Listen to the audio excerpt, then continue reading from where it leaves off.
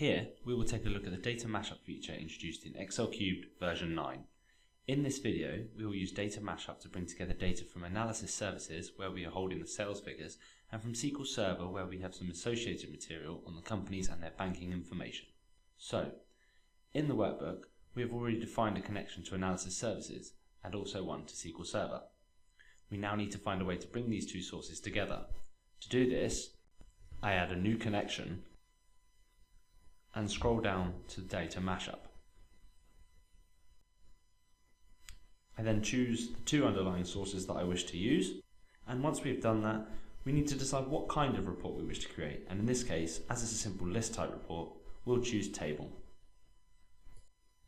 In the connection screen, we'll choose the Data Mashup as the source, and from here, we need to define each of the two queries. Let's start with the analysis services query.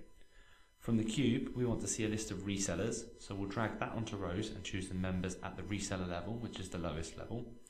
On columns, we want to see some sales figures, so we'll drag measures across. And from here, we'll take reseller sales amount, reseller order quantity, and finally reseller tax amount. For filters, we'll use calendar date and also geography. We'll leave both these hierarchies blank for now. Now we need to define the SQL query. We want to use the reseller table, so we need to find that in the tree view and then drag that across to the main query window like so. The first field we'll use will be the reseller name, which will be our joining field with analysis services.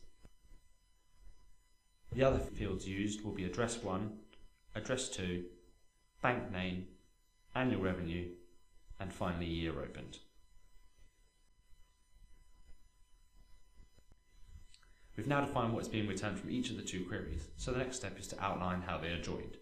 So, when I click on the SQL query, I can click on the From drop-down and get a list of all the fields being returned from analysis services and pick reseller type. In the To drop-down, we see the SQL fields and we'll choose reseller name. This will create a join on those columns. And here we have our combined list. So on the left, we have information from analysis services, and across to the right, we have the more textual information returned from SQL Server. This can be dynamically tied back into hierarchies that exist in the cube through XLCubed slicers. So we'll insert a button slicer to filter the report by country in the geography hierarchy. Select the analysis services connection. We'll pick the geography hierarchy and then allow the user to choose one level down from all, which will be country. Choose button slicer, give it a title bar, and then click OK. We'll then change the sizing to suit.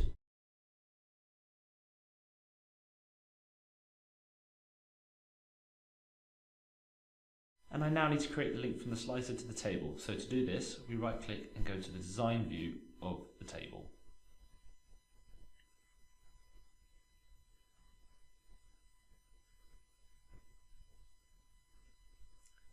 We then double click on the analysis services connection. And from there, the process is the same as you're used to. Click on geography, add the slicer at the bottom, and click OK.